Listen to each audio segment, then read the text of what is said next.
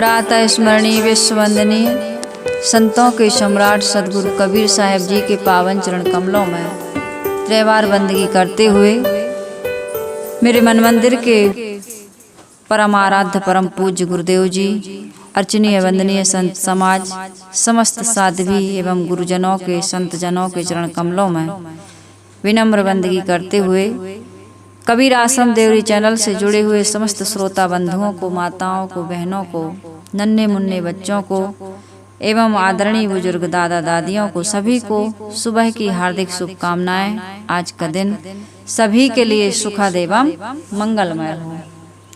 आइए सदगुरु कबीर साहब जी का ग्रंथ रत्न बीजक शब्द प्रकरण में हम सभी लोग सदगुरु कबीर साहब जी के ज्ञान रत्नों को समझने का, उनसे जीवन में कुछ सीखने का और निर्भ्रांत बोध प्राप्त करके सुंदर सरल सहज जीवन जीने का हम सभी लोग प्रयास कर रहे हैं।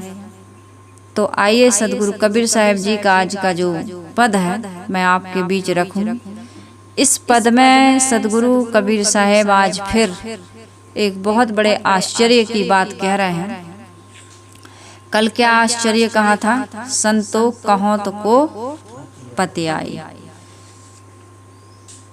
एक है पुरुष एक है नारी ताकर करहूं बिचारा, एक है अंड सकल 84 भरम भूला संसारा। इस पर हमने आपके बीच चर्चा की थी। आज सदगुरु कबीर साहब जी कह रहे हैं, संतो अचरज एक भौ भारी पुत्र धयल महतारी। साहब कह रहे हैं संतो एक बहुत बड़ा आश्चर्य है संसार में। लोगों ने कहा भाई क्या आश्चर्य हुआ साहब बताइए। तो साहब कहने लगे कि यह वह आश्चर्य है कि माता ने अपने पुत्र को पकड़ लिया। ये कौन सी माता है और कौन सा पुत्र है, इस पर चर्चा होगी। पहले सदगुरु कबीर साहब जी का मैं पूरा पद रखूं, आप सभी लोग इस पद को दोहराएंगे। साहब कह रहे हैं, संतो अचरज एक भौ भारी पुत्र धयल महतारी। संतो अचरज एक भौ भारी पिता के संगे भई बावरी कन्या रहल कुंवारी। खस मही छाड़ी ससुर संगे गौनी सो किन लेहूं बिचारी। संतो अचरज एक भौ भारी भाई के संग सासुर गौनी सासु ही सावत दीन्हा। ननद भौज पर पंच रचो है मोर नाम कहलीन्हा। संतो अचरज एक भौ भारी समधि के संग नाही आई सहज भई घरवारी। कहीं कबीर सुनो हो संतो पुरुष जन्म भौ नारी। संतो अचरज एक भौ भारी। संतो अचरज एक भौ भारी। सदगुरु कबीर साहब जी कह रहे हैं कि एक बहुत बड़ा आश्चर्य हुआ संसार में। लोगों ने कहा कि ऐसा कैसे हो सकता है। साहब उसको फिर रूपकों में कहा है इस पद को। साहब यहाँ एक उल्टा स्त्री का रूपक दे रहे हैं। उल्टा कैसे कहते हैं, कोई जानता है?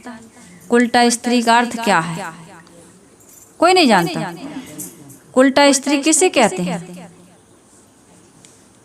कौन जानता है यहाँ? आप लोग तो जानते होंगे, रोज सत्संग में आते हैं। बहुत से पुरुषों से स्नेह रखने वाली स्त्री को क्या कहते हैं? कुल्टा। बदचलन व्यभिचारिणी स्त्री को कुल्टा कहते हैं। जिसकी एक गाली है, बहुत गंदी गाली। इस शब्द का मैं अर्थ बता रही हूँ, जिसको कहते हैं छिनार। ये बताया गया है कि उल्टा स्त्री का अर्थ होता है कि बहुत पुरुषों से जो संबंध रखती है जिसको बदचलन कहते हैं, व्यभिचारिणी कहते हैं, और जिसकी गाली मैंने अभी आप लोगों को बताई। तो साहब इस कुल्टा स्त्री का रूपक दे रहे हैं। ये कुल्टा स्त्री कौन है? ये कुल्टा स्त्री कभी संसार में सुख नहीं पाती, शुभ गति को प्राप्त नहीं हो सकती। ये नरक गामनी है, ये नरक जीवन में नरक भोगती है और मरने के बाद निम्न खानियों में जाती है। यही क्या है? नरक। कल एक व्यक्ति ने मुझे फोन किया था, बोले साहब जी स्वर्ग और नरक यही है कि कहीं किसी लोक में है? मैंने कहा आपकी इतनी उम्र हो गई, आपने भी कुछ अनुभव किया होगा, आप बताइए। कहे साहब स्वर्ग नरक तो यही है। मैंने कहा आप जानते हैं लेकिन मुझसे पूछ रहे हैं, तो मैं थोड़ा सा आपको यही निवेदन करूं कि स्वर्ग कहते हैं स्व में गमन करने को। स्व क्या है? हमारा चेतनात्मा, और उसमें गमन करना, उसमें पहुंच जाना। हम अपने आप में नहीं पहुंचे अभी। संसार में तो खूब दौड़ लगाए हैं। संसार के प्राणी पदार्थ पद परिस्थितियों को, प्रतिष्ठा, दुनिया की यश कीर्ति मान सम्मान भोगों को भोगने के लिए हम दौड़ लगाए हुए हैं, लेकिन अपने स्व में स्थित होने के लिए हमने आज तक कोई साधना, कोई श्रम, कोई तपस्या, कोई परिश्रम नहीं किया। और इसी कारण से हम आंख खोल करके सुनेंगे सभी लोग, इसी कारण से हम क्या हो रहा है? दुखी हैं। ये यही बता रहे ना, कुल्टा स्त्री। हमारी जो मनोवृत्ति है वो कुल्टा हो गई। कुल्टा का मतलब व्यभिचारिणी हो गई। पता नहीं कहाँ कहाँ अपने आप को छोड़कर, अपने खसम को, अपने पति को, अपने मालिक, मेरा पति, मेरा खसम, मेरा मालिक कौन? मैं ही हूँ, मेरी आत्मा। यदि ये आत्मा ना हो तो मेरा कोई मालिक नहीं। ये शरीर भी, इसको लोग जला देते हैं, गाड़ देते हैं, पानी में फेंक देते हैं। ये आत्मा, मेरा मालिक, मेरा जीव निकल जाए, मेरा स्वामी निकल जाए, चेतना यदि लुप्त हो जाए तो फिर मेरा कोई धनी धोरी नहीं है। तो इसलिए इस चेतन आत्मा का, अपने स्वरूप का बोध हमको ना प्राप्त होने के कारण हमारी मनोवृत्ति कहाँ भटक रही है? एक उल्टा बनी हुई है। नाना प्रकार के देवी देवता, नाना प्रकार के जिंद चिड़ेल भूत, कई प्रकार की हमारे मलिन मनोवृत्ति में विषय है, वासना है, मलिनता है, कई प्रकार की कल्पनाएं हैं। तो मैंने कहा कि स्व में गमन ना करने से, स्व में स्थित ना होने के कारण से, स्वरूप स्थिति जिसको कहते हैं या स्वर्ग कहें हम, तो स्व में स्थित ना होने से हम स्वर्ग में नहीं पहुंच पा रहे हैं। स्व में स्थित होने के बाद हमारे अंदर दया आती है, क्षमा आती है, करुणा है, सहनशीलता है, सहिष्णुता है, प्रसन्नता है। ये सारे चीज आते हैं इन सद्गुणों से, क्योंकि हम समझ जाते हैं कि संसार के जितने भी द्वंद्व हैं, जिनसे हम ग्रसित होकर के दुखी सुखी हो जाते हैं, अनुकूल प्रतिकूल का अनुभव होता है, संयोग वियोग का अनुभव होता है, हानि लाभ का अनुभव होता है, जन्म मृत्यु का हमको जो ज्ञान होता है, इस संसार में हमारी मनोवृत्ति लगी हुई है, इसी से तो होता है। और जो आत्मा में स्थित हो जाता है, आत्म स्थिति, आत्म वृत्ति बन जाती है, अपनी जो मलिन वृत्ति आत्मोन्मुख हो जाती है, तो वो इन सारे चीजों से ऊपर उठ जाती है। फिर वो इन द्वंद्वों से वो प्रभावित नहीं होती, हमेशा एक रस, शांत, प्रसन्न, अमरता में वो आनंद के गोते लगाती है। तो वे है स्वर्ग। स्व में गमन करना, स्व में स्थित हो जाना। और मेरे स्वरूप कैसा है? दया, क्षमा, करुणा, प्रेम, सहनशीलता, प्रसन्नता, अमरता, एक रस्ता, ये सारी चीजें हैं। तो ये जब नहीं रहता है तो हम नरक में प्रवेश करते हैं। क्या? क्रोध आ गया, लोभ आ गया, मोह आ गया, ईर्ष्या है, छल है, कपट है, नाना प्रकार के दुर्व्यसन है, गंदे गंदे आचरण है, गंदी गंदी वृत्तियां हैं। ये क्या है? नरक है। ये भीतर का, और यही भीतर का ही बाहर आता है। अब ईर्ष्या, क्रोध, मान, छल है मन में, गाली, निंदा, झूठ है वाणी में, चोरी, हिंसा, व्यभिचार है कर्मों में, तो नरक पैदा होगा। व्यवहार में भी नरक पैदा होगा। एक तो अंदर है नरक, और एक वही अंदर का बाहर भी आता है। और अंदर में स्वर्ग है, स्व में स्थिति है, मनोवृत्ति हमारी अपने आप में लीन है। तो फिर बाहर हमारा संयम हो जाता है, मन इंद्रियों में, कर्मों में हमारा संयम पूर्वक जीवन जीते हैं तो व्यवहार में भी स्वर्ग है। जो व्यक्ति झूठ नहीं बोलता है, चोरी नहीं करता है, व्यभिचार नहीं करता है, गाली नहीं देता है, किसी की निंदा नहीं करता है, किसी से ईर्ष्या क्रोध मान छल नहीं रखता है, तो वो स्वर्ग व्यवहार में भी उसके स्वर्ग है कि नहीं है।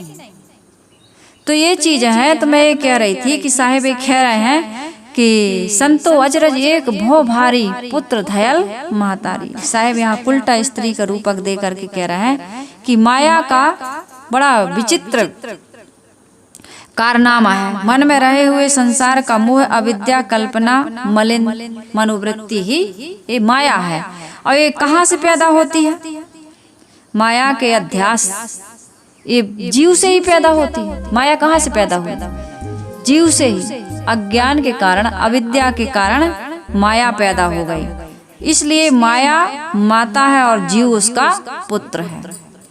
ये माया के कारण जीव पतित हो रहा है। इसलिए वैसे तो जीव पिता है, क्योंकि जीव से माया पैदा हुई, जीव से माया पैदा होती, इसलिए जीव उसका पिता है। लेकिन इस माया में पतित हो रहा है। ये माया बलवान हो गई और जीव छोटा हो गया, इसलिए माया माता बन गई और जीव क्या बन गया? उसका पुत्र बन गया। तो यहाँ साहब कहते हैं पुत्र धयल महतारी। माया ने जीव को अपना गुलाम बना लिया और भटका दिया। भटक रहे हैं संसार के लोग कि नहीं भटक रहे हैं? संसार के अधिकतम लोग भटक रहे हैं और इतना गहन गंभीर भटकाव है कि नाम लेकर के बताना असंभव है। साहेब ने कहा काकर लीजे नाव, कथरी ओढ़ है सगर गाँव, मैं कही समझाऊं सब जग अंधा।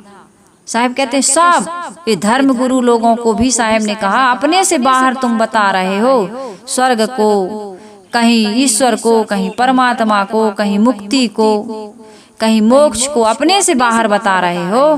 किसी पूजा के द्वारा, नदी में नहाने के द्वारा, कोई यज्ञ हवन के द्वारा, कर्मों के सुधार के द्वारा नहीं, एक कर्म कांड के द्वारा बता रहे हो। तो तुम सब क्या हो? माया के द्वारा तुम्हारा पतन हो गया, तुम भटके हुए हो। सरल सीधा ज्ञान तो ये है कि जीव ये आत्मा ही परमात्मा है। मैं किसी का अंश नहीं हूँ, लेकिन इतना ढोल पीट दिया गया, इतना दृढ़ा दिया गया, इतना बता दिया गया है कि जीव ईश्वर का अंश है। और यदि अंश है, टूटा हुआ टुकड़ा है, तो ये अविनाशी नहीं हो सकता। ये सिद्धांत कहता है कि यदि तुम अंश हो तो अविनाशी नहीं हो सकते। ये बातें समझते नहीं लोग, क्योंकि समझने के लिए इनके पास लोगों ने कहा ही नहीं कि तुम समझो। लोगों ने ये कहा कि मैं जो कह रहा हूँ या मेरे धर्म ग्रंथ जो कह रहा है उस पर विचार करने की जरूरत नहीं। ये कह दिया और विचार करोगे, तर्क करोगे, अविश्वास करोगे, है ना, तो तुम क्या हो? नरकगामी हो। तुमको बिल्कुल मूक पशु बना दिया गया। जो कहें बस गुरु के वचनों में श्रद्धा रखो। गुरु के वचनों में श्रद्धा रखनी चाहिए, लेकिन गुरु तो वैसा हो।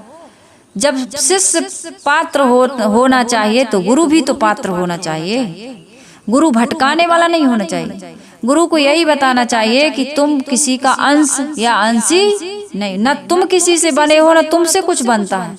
तुम पेवर आत्मा हो, अजर अमर अखंड अविनाशी सत्य सनातन शाश्वत। तुम्हारा कभी जन्म मृत्यु नहीं होती। ये धर्म शास्त्रों में और धर्म गुरु मिलावट वाली बात करते हैं, मिलावटबाजी वाली। ईश्वर का अंश भी कहते हैं, अविनाशी भी कहते हैं, इसको कठपुतली भी कहते हैं, और कर्म करने में तुम स्वतंत्र हो ऐसा भी कहते हैं। कोई न काहू सुख दुख कर दाता, निज कृत कर्म भोग सुन भ्राता। तो तुम कर्म करने में स्वतंत्र हो तब तो तुम्हें कर्म फल मिलते हैं। यदि तुम कर्म करने में स्वतंत्र नहीं होते तो कर्मों का फल तुम्हें क्यों भोगना पड़ता? तुम ही बीड़ी पीने की आदत बनाते हो, तुम ही उसको त्याग सकते हो। तुम ही मोह ममता आसक्ति अज्ञान बस संसार में भटक रहे हो, तुम ही इनका त्याग करके मुक्ति को प्राप्त कर सकते हो। अपने गीता में कहा है, स्वयं कर्म करो तात्मा स्वयं तत्फल मस्मुते, स्वयं भ्रमति संसारे स्वयं तस्मात् मुच्यते। तुम अज्ञान बस संसार में भटकते हो। यदि ज्ञान को प्राप्त हो जाओ तो तुम्हारा कल्याण हो सकता है। बिना ज्ञान के, बिना परिश्रम के, बिना संयम साधना के तुम्हारा कल्याण नहीं हो सकता है। तुम कृपा के पात्र तभी बन सकते हो, कोई तुम पर कृपा तभी कर सकता है जब तुम अपने दोष दुर्गुणों का कमियों का त्याग करोगे।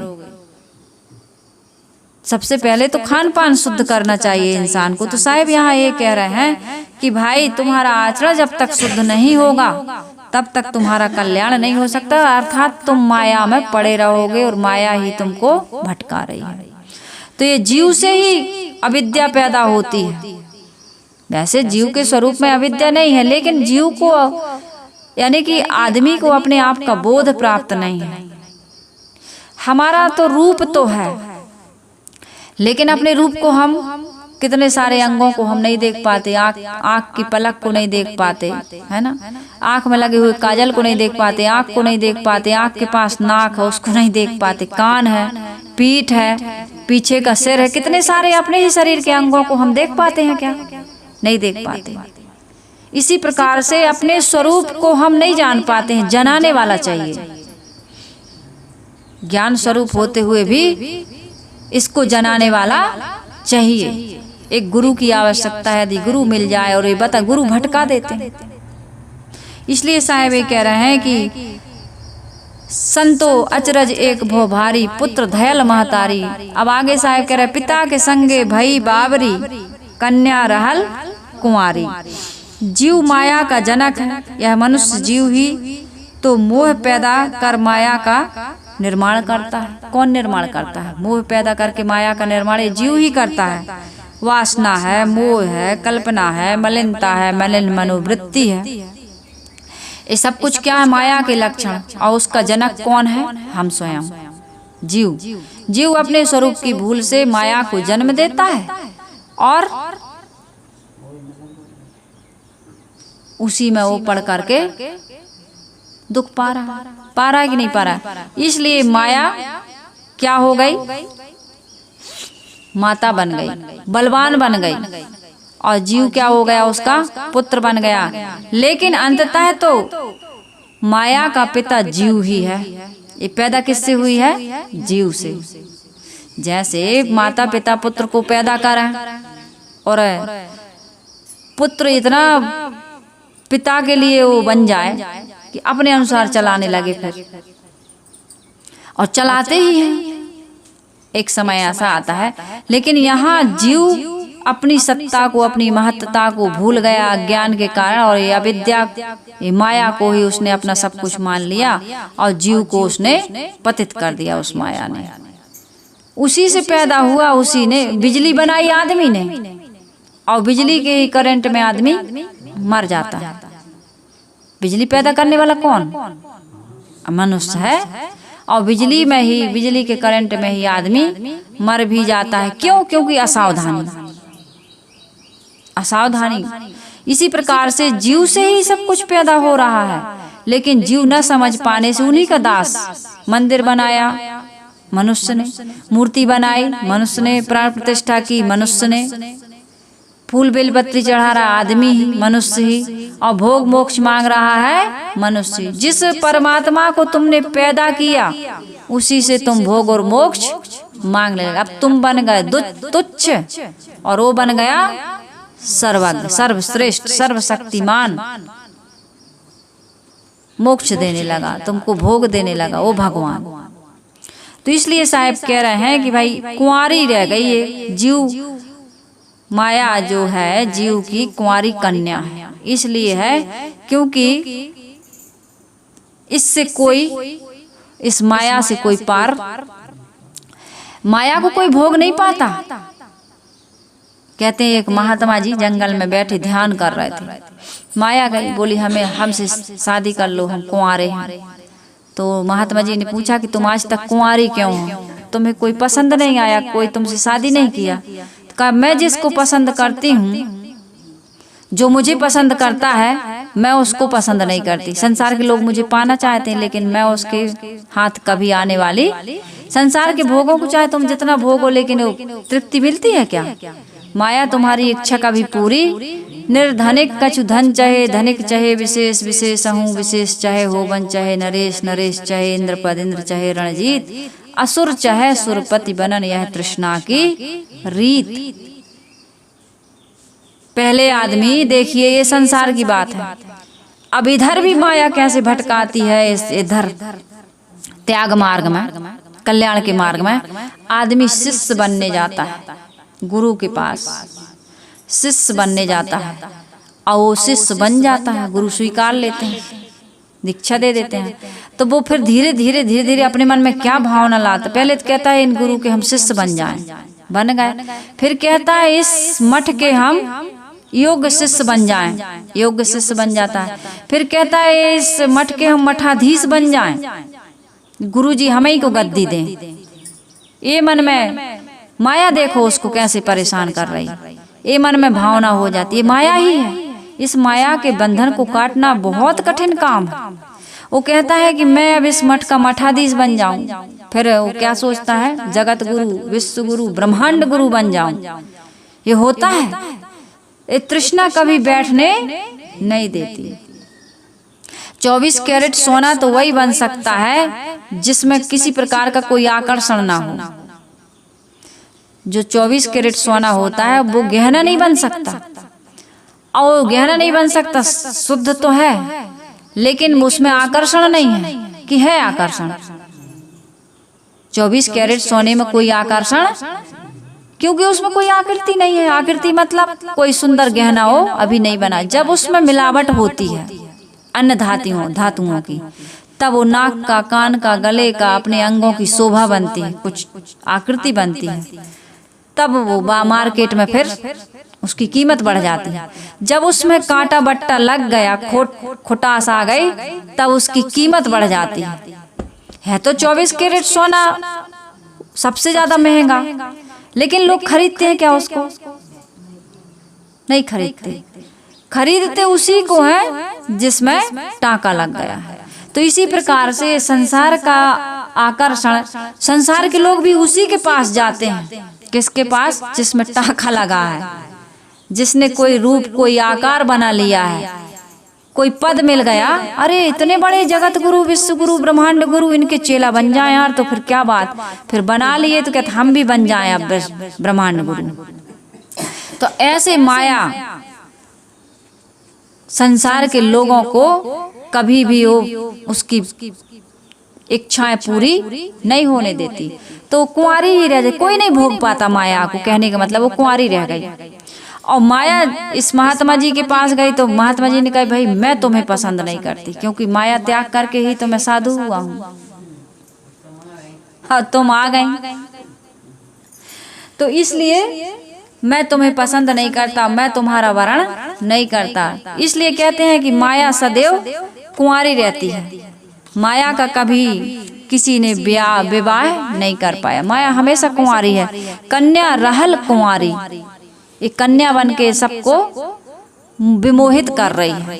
ये हमेशा नौजवान बनी, युवती बनी हुई है। माया कभी बूढ़ी नहीं होती है। मान बढ़ाई जब से आई, लगन राम से छूटी, और स्वामी स्वामी कहन लगे सब, किस्मत उनकी फूटी। ये मान बढ़ाई मिल जाए, रिद्धि सिद्धि मिल जाए, तुम्हें स्वामी जी कहने लगे, गुरु जी कहने लगे, तुम्हारे खूब हवाई जहाज से उड़ने लगो, खूब देश विदेश की यात्रा करने लगो, तो तुम्हारी समझ जाओ किस्मत फूट गई। फिर न तुम्हें तुम्हारे भक्तों के लिए टाइम है, गरीब है बेचारे, तुमसे फोन में बात कर सकते हैं, तुमसे मिल तो नहीं सकते, तुम्हें बुला तो नहीं सकते, क्योंकि तुम्हारा तो इतना बड़ा समाज बढ़ गया है कि तुम्हें लाना अब उनके लिए असंभव हो गया। तो तुम उनसे फोन में भी बात नहीं कर सकते अब, क्योंकि टाइम नहीं है ना, प्रोग्राम में है हम लोग, इतने मिलने जुलने वाले हो गए। तो तुम्हें उस भक्तों, उन गरीब पीड़ित असहाय भक्तों के लिए भी टाइम नहीं, और खुद के लिए भी टाइम नहीं। अब लोगों को फिर खुद के लिए भी टाइम नहीं रहता है। खसमई छाड़ ससुर संग गौनी, शोकिन लेहूं विचारी। एक दृष्टि से देखा जाए तो जीव क्या है? माया का पति भी है, पिता भी है, पति भी। अलग अलग जगह रूप बदल जाता है। ये कोई दार्शनिक नहीं है, रूप भावनात्मक ढंग से बताया जा रहा है इस पद में कि भाई एक जगह ये जीव माया का पति भी है। इसलिए कह रहा है खसमई छाड़, अपने आत्म भाव को, अपने जीव को छोड़ करके आदमी की मलिन मनोवृत्ति माया के पीछे दौड़ रही है। ये मनोवृत्ति जीव को छोड़कर, स्वरूप विचार को छोड़कर त्याग कर उसके अहंकार रूप ससुर के साथ भाग निकली। ये माया अहंकार भी लाती है। मुझे इतना ज्ञान, मैं इतना अच्छा बोलती हूँ, इतना अच्छा गाती हूँ, इतने भगत मेरे, इतने फॉलोअर्स हैं, इतने लोग फोन करते हैं, इतने लोग मुझे बुला रहे हैं। तो मलिन मनोवृत्ति क्या करती है, स्वरूप विचार को फिर छोड़ देती है। आत्म ध्यान, चिंतन, आत्म स्थिति, मुक्ति के काम को वो छोड़ बैठती है। मलिन मनोवृत्ति स्वरूप विचार में न रमकर अहंकार में भटकती रहती है। मलिन मनोवृत्ति क्या करती है, अपने आत्मपति में स्थित न होकर अपना लक्ष्य फिर बाहर खोजती है। इतना बड़ा छत्र हो मेरा, इतना बड़ा सोने का छत्र हो मेरा, ऐसा सिंहासन हो मेरा। देखो अमुक संत कितने बड़े सिंहासन पर बैठते हैं, कितने उनकी उसमें भीड़ होती है। ये माया है। एक संत हैं, उनके यहाँ लाखों लाखों की भीड़ होती थी। गुरुदेव जी से कुंभ मेला में मिले हमारे गुरुदेव जी से, उन्होंने कहा कि शांति नहीं है। गुरुदेव जी ने कहा तुम जो ये बाहर ये पाखंड फैला रखे हो इसको समेटो, शांति ये पाखंड में नहीं है। नखरा बनाए राम ना मिली है। ये तुम जो बाहर का ये चंदन चोबा, ये सब तिलक और माला कंठी पहन के, भगवा, अरे कोई भी वस्त्र हम सफेद पहनते हैं, ये सब ऊपर का लिबास जो पहनने से भगवान मिलने वाले नहीं हैं। भगवान तो स्वयं खोजते खोजते तुम्हारे पास आएंगे। कब? जब तुम्हारा मन निर्मल हो जाएगा। तुम छल करते हो, लोगों को भटकाते हो, आकाश पाताल की बातें बताते हो, कल्पना की, जिनका तुम्हें दर्शन नहीं हुआ उनका तुम दर्शन कराते हो भक्तों को। तो ये दुकानदारी बंद करो। उन्होंने कहा ये तो नहीं हो सकता। गुरुदेव जी ने कहा जब ये नहीं हो सकता तो ये भी नहीं हो सकता। शांति तुम्हें आएगी नहीं, तुम्हें शांति नहीं मिल सकती। आज उनकी बहुत बड़ी दुर्दशा हो रही है, अभी जिंदा है। क्या हो रहा है ये बताने की जरूरत नहीं है। तो जो व्यक्ति स्वयं को ठगता है वो दूसरों को भी ठगता है और उसका परिणाम बहुत गलत आता है। तो साहब कह रहे खसमई छाड़ी ससुर संग गौनी। ससुर क्या है? अहंकार। अहंकार में पड़ गए तुम। अहंकार आदमी से ना करने योग्य काम कराता रहता है। तो साहब कहते हैं कि इस पर विचार क्यों नहीं करते हो? आत्म विचार छोड़कर चित्त का अलग रमना ये माया का भटकाव है। आत्मलीन व्यक्ति ये माया के आकर्षण से सदैव मुक्त रहता है। उसको सावधान रहना पड़ता है। मन को एक रस बनाकर रखना पड़ता है। मन एक रस कभी रहता नहीं है। मन तो एक पानी की तरह प्रवाहित होता रहता है, हर समय इसमें विचार चलते रहते हैं। साहिब कह रहे हैं भाई के संग सासुर गौनी, सासु ही सावत दीना। भाई क्या है? अज्ञान। ससुर एवं संसार एवं संसारिकता। अहंकार क्या है? ससुर। और भाई क्या हो गया? अज्ञान। मनोवृत्ति अज्ञान के साथ संसारिकता में डूब गई। यही तो माया है। अब इनके भी परिवार है माया का भी। मनोवृत्ति उन्हीं का सहारा खोज रही। भाई के संग सासुर गौनी, तात्पर्य यह हुआ ये भाई के संग सासुर गौनी अर्थात अज्ञान के साथ वो मनोवृत्ति मलिन माया में भोगों में डूब गई। और एक और आश्चर्य, सासु ही सावत दीना। सास क्या बन गई? सौत बन गई। सौत बन करके वो माया रूपी अविद्या संशय रूपी ये सास तुम्हारे साथ अब छल करने लगी। दुख दे, हर समय संशय ग्रसित है आदमी, सब पर संशय करता है, संशय रहित नहीं हो पाता है। इस कारण से आदमी बड़ा दुखी है। शरीर के प्रति संशय, संबंध के प्रति संशय, अपनी आत्मा के प्रति भी संशय। संशय आदमी का विनाश कर देता है। अच्छी से अच्छी दोस्ती हो, पति पत्नी का संबंध हो, पिता पुत्र का संबंध हो, और संशय आ जाए थोड़ा भी तो वो तुम्हारे संबंध को तोड़ करके रख देता है। इसी प्रकार से जीव के अंदर अनेक प्रकार का संदेह आ गया, संशय आ गया। मुक्ति मिलेगी कि नहीं मिलेगी? यहीं मिलती है जीते जी कि मरे के बाद मिलती? पिंडदान करवा रहे लोग। अब बेटा नहीं होगा पिंडदान कौन करेगा? पिंडदान नहीं होगा, वर्ण संकर से बच्चा पैदा हो जाएगा तो पिंडदान कौन करेगा? कल सुन रहे थे ना हम लोग कथा। जातिवाद का इतना वो लोग वो प्रचार प्रसार किए कि जाति, मनुष्य की जाति एक है। भाई ये समाज की व्यवस्था है, लेकिन ये जातिवाद एक बहुत बड़ी कुप्रथा है। जाति के नाम पर तुम जो छुआछूत का भेदभाव करते हो, उनके अधिकारों का हनन करते हो, उसके साथ मनुष्य के साथ मनुष्यता का व्यवहार नहीं करते हो, बहुत गलत बात है। ब्राह्मण ही पूजा कर सकता है, ब्राह्मण ही मंदिर में जा सकता है, ब्राह्मण ही वेद पढ़ सकता है। स्त्रियां और अन्य जाति के लोग नहीं, ये बहुत बड़ा भेदभाव है। मनुष्य मात्र भगवान की कृपा का पात्र है। जब मूर्ति बना सकता है, मंदिर बना सकता है, तो जा क्यों नहीं सकता? छींटा मार करके गंगा जल या नर्मदा जल या पवित्र नदियों का जल ला करके तुमने मंत्र उच्चारण कर दिया, अब वहां पवित्र हो गया। शूद्र नहीं जा सकता, स्त्री नहीं जा सकती, स्त्री अपवित्र है, रजस्वला है, और उसी रज और वीर्य से तुम्हारा शरीर बना है, तुम बैठ करके पूजा कर रहे हो। तो ये बहुत सारी ऐसी बातें हैं। कहते हैं हमारे शास्त्रों में लिखा। किसने लिखा शास्त्र? मनुष्य ही ने तो लिखा। मनुष्य के अलावा कोई शास्त्र नहीं लिख सकता, वेद पुराण नहीं लिख सकता, ना बाँच सकता है। और जितने भी संसार में ये मनुष्य हुए हैं, केवल मनुष्य ही है, कोई आकाश पाताल से फूट करके या ऊपर से उतर के नहीं आए। लेकिन इतना फैला रहा है, इतना फैला रहा है इस आडंबर को, इस चमत्कार को, और इतना ये आतंक मचा रहे हैं धर्मगुरु लोग कि कहते नहीं बनता। और ये बातें कहने की नहीं है, ये बातें कहेंगे तो ऑब्जेक्शन उठाने वाले खड़े, लेकिन जनता जग नहीं रही, समझ नहीं रही। भीड़ वहीं जा रही उन्हीं के पास, और तुम्हारा वो शोषण कर रहा है। जैसे राजनेता शोषण करते हैं, ऐसे धर्मगुरु लोग शोषण कर रहे हैं। कितनी बड़ी बड़ी इनकी सभाएं हो रही हैं, हिंदू राष्ट्र बनाएंगे, ये करेंगे, वो करेंगे। मानव में एकता लाओ, सबसे पहले मानव एकता की बात करो, समानता की बात करो। इंसान को तुम गले नहीं लगा पा रहे हो और भगवान की चर्चा करते हो। जातिगत भेदभाव कितना ज्यादा हो रहा है। किसी मंदिर का आज तक कोई स्त्री पुजारी बनी क्या?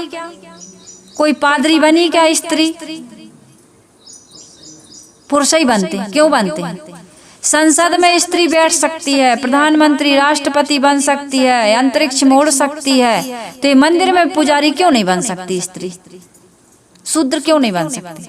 सब कुछ कार्य कर सकते हैं, तो ये शूद्र ये वैश्य क्यों नहीं बन सकते? बताओ, आज तक कोई बनने दिया?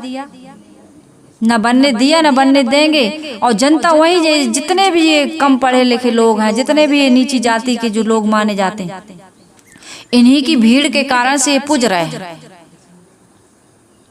अधिकतम स्त्रियां जाती हैं इन कथाओं में। जाती हैं कि नहीं जाती? अधिकतम स्त्रियां जाती हैं। ये स्त्रियों को ज्ञान नहीं है, ये शूद्रों को ज्ञान नहीं है। तुमको शूद्र कह के गाली दिया जा रहा है, तुम्हारे अधिकार छीन लिए गए, और आज भी छीने जा रहे हैं। लेकिन तब भी से तुम जाते कहाँ? उन्हीं की शरण में। तो इन बातों को समझने की आवश्यकता है। साहब कह रहे ननद भोज परपंच रचो है मोर नाम कहली। ननद भोज क्या है? राग द्वेष जगत प्रसिद्ध। ननद और भोज में बहुत झगड़ा होता है, ये है राग और द्वेष। ये ननद भोज का प्रतीक दे रहे हैं साहब। राग द्वेष को समझना चाहिए। राग द्वेष ही तो प्रपंच है। प्रपंच का अर्थ होता है विस्तार। संसार भावचक्र राग द्वेष ही जीवन में भावचक्र रच रहा है। राग ना हो, द्वेष ना हो, तो संसार की सृष्टि बंद हो जाए। हमारा संसार का आवागमन, संसार का सारा झगड़ा समाप्त हो जाए। ये राग द्वेष के कारण से होता है। जैसे मानो संसार में ननद भोज आपस में झगड़ती होती, हम लोगों की तो नहीं हुई, कभी झगड़ा हुआ ही नहीं आज तक। मैंने यदि भाभी को कुछ कह दिया बैठी सामने, लेकिन भाभी ने कभी मुझे, तो हमको इतना अनुभव नहीं है ननद भोज का, लेकिन जगत प्रसिद्ध बड़ी झगड़ा होता है ननद और भोज का। ये है राग और द्वेष का। राग था मेरा भाई, मेरा माता पिता, मेरा धन संपत्ति, मेरा परिवार, ये घर मेरा। और जैसे ही भाभी आई सो कहती है तुम्हारा कहाँ? भाई मेरा पति है, ये मेरे सास ससुर, ये संपत्ति, घर पर अधिकार मेरा है। राग द्वेष हो गया। जहाँ राग था वहीं द्वेष होगा। इस प्रकार वे अहंकार बस एक दूसरे को भला बुरा कह रही हैं। और वैसे ही संसार के राग द्वेष झगड़े अहंता ममता का परिणाम क्या है? झगड़ा। ये झगड़ा क्यों होता है? अहंता और ममता के कारण। साहिब कह रहे समधि के संग नाही आई, सहज भई घरवारी। समधि क्या होता है? सम धी। सम यानी समानता, धी यानी बुद्धि। हमारी बुद्धि में समानता नहीं आई। ये बातें मैंने पहले जो कही, समानता की बुद्धि हमारी नहीं बन पा रही। ऊंच नीच की भेदभावना, हम बड़े तुम छोटे की भेदभावना, हम गुरु बन जाए तुम चेला बन जाओ, हमारी सेवा करो, हम जो कहें वही मानते रहो, ये भेदभावना यहाँ भी है। और फिर गुरु बन गए तो सबसे बड़े गुरु बन जाएं। जितने गुरु हैं सबका नाम छोटा और मेरा नाम सबसे ऊंचा। मेरा चैनल सबसे ज्यादा चले, हर कहीं है, हर कहीं। और ये चीजें तुमको सुख नहीं दे रही, तुम्हारी बुद्धि में कभी भी शुद्धता नहीं ला रही, समानता है ही नहीं, तो शांति कैसे मिले? समता रहा करती विषमता के पीछे और विषमता रहा करती ममता के पीछे। ममता बढ़ाना महामूढ़ता है। ये ममता तुम्हारी, ये आसक्ति, मोह, ये अज्ञान तुम्हें समानता का भाव नहीं दे रहा। तो साहिब कह रहे समधी के संग नाही आई सहज भई घरवारी। सहज भई घरवारी गंवारू, साधारण विषयों में लगी हुई, घर गृहस्थी में जीवन को पूरा व्यतीत करने वाली मनुष्य की मलिन मनोवृत्ति निश्चल, स्थिर और निष्पक्ष बुद्धि एवं प्रज्ञा वाली ना होकर विषय वासना वाली हो गई। साहिब कह रहे कहीं कबीर सुनो हो संतो पुरुष जन्म भो नारी। सदगुरु कहते हैं संतो, इस माया एवं मलिन मनोवृत्ति रूपी नारी का जन्म तो चेतन पुरुष से हुआ। जन्म कहाँ से हुआ? अपने आप से, हमारे अंदर से ही तो अविद्या उठी है ना। जीव ही ने तो अपने भूल बस मलिन मनोवृत्ति को जन्म दिया, इसलिए यह ऐसे ध्वंस भी कर सकता है। इस मलिन मनोवृत्ति को नष्ट करके शुद्ध पवित्र भी कर सकता है। इसमें माया का आकर्षण है तो उसको त्याग करके अपने स्वरूप भाव में स्थित भी हो सकता है। माया के आकर्षण को ये जीव काट सकता है। सदगुरु कहते हैं मानो पुरुष ने स्वयं नारी का जन्म ले लिया हो, यह जीव क्या हो गया? मलिन मनोवृत्ति में मिलकर स्वयं ही वही रूप हो गया।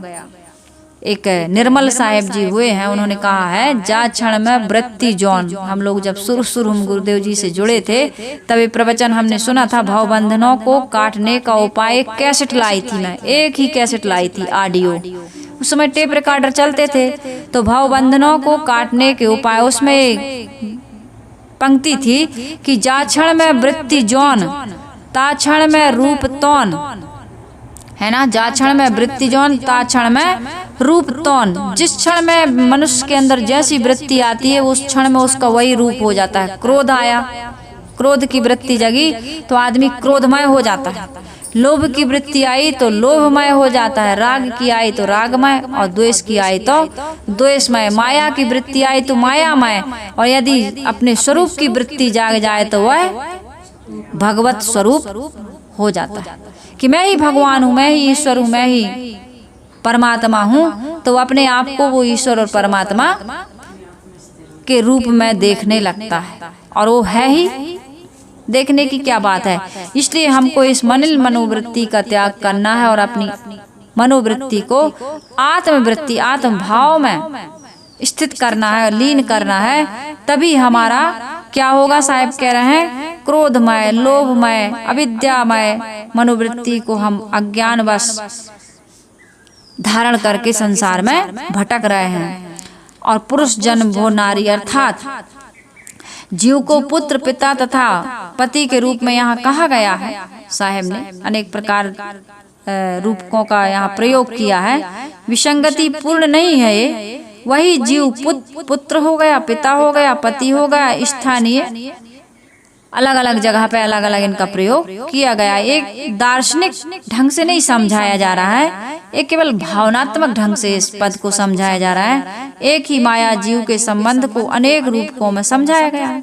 सारा अभिप्राय इतना ही है कि मनुष्य के मन की अविद्या, मोह, मलिन मनोवृत्ति माया है। जीव की अपनी स्वरूप भूल से ही इसकी सत्ता है, और यही जीव को भटका रही है। अर्थात जीव अपनी भूल बस अपनी इस मनोवृत्ति को यदि वो त्याग दे तो उसका भटकना बंद हो जाए।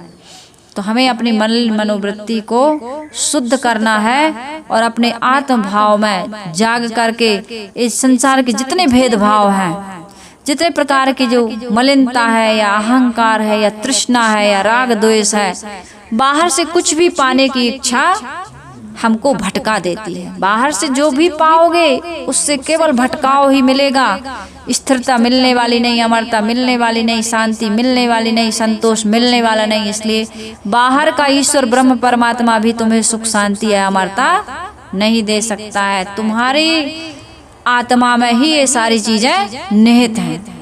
तो इसलिए हम सबको यही समझना चाहिए कि हमारी आत्मा से बाहर कहीं कोई परमात्मा नहीं है। बाहर से कुछ भी पाने की इच्छा यदि जग रही है तो यह अविद्या है, ये हमारी मलिन मनोवृत्ति है, ये हमें भटका कर पतित करने वाली है और जन्म मरण के दुख में आवागमन के प्रवाह में डालने वाली है। इसलिए इस मलिन वृत्ति का हमें त्याग करना चाहिए। बाहर से कुछ भी पाने की इच्छा जब नहीं रहेगी तो हम अपने आप में मुक्त हो जाएंगे।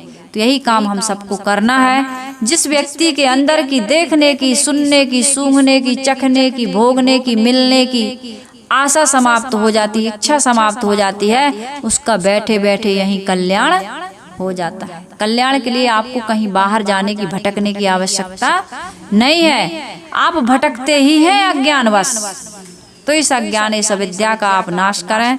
कबीर चैनल देवरी, कबीर आश्रम देवरी चैनल आप सबकी सेवा में केवल इतना ही निवेदन रोज करता है कि इस माया के बंधन को आप और हम सब काट सकें। ऐसी सदगुरु की कृपा हम पर बनी रहे। इन विचारों को हम सुनते रहें और इन विचारों के अनुसार अपने जीवन को हम बनाते रहें। तो यही कबीर आश्रम देवरी चैनल आप सभी से निवेदन करता है कि आप लोग अपने जीवन को सुंदर बनाएं, निर्मल बनाएं, पवित्र बनाएं और इस मानव जीवन को सफल सार्थक बनाएं। इन्हीं शुभकामनाओं के साथ यदि मेरी वाणी से किसी को ठेस लगी हो, कोई भी महापुरुष यदि इन वाणी को सुने और ये लगे कि मेरा खंडन हो रहा है, तो मेरा ऐसा विचार बिल्कुल नहीं है। केवल मैं इतना ही निवेदन करती हूँ कि हर व्यक्ति को सच्चा बोध मिलना चाहिए, सच्चा ज्ञान मिलना चाहिए और उसका भटकाव बंद होना चाहिए। यदि उसका भटकना बंद हो गया तो ये हमने बहुत बड़ी कृपा कर दी उस जीव, भटकते हुए जीव के लिए। तो हम सबका यही कर्तव्य है कि भटके हुए मानव को एक सही रास्ता दिखाएं और किसी प्रकार का स्वार्थ या किसी प्रकार का अहंकार का आधार न लेकर के समस्त जीवों का कल्याण करते हुए अपना भी हम कल्याण करें। मैं अपनी वाणी को यही विराम दे रही हूँ। आइए गुरु वंदना कर लेते हैं।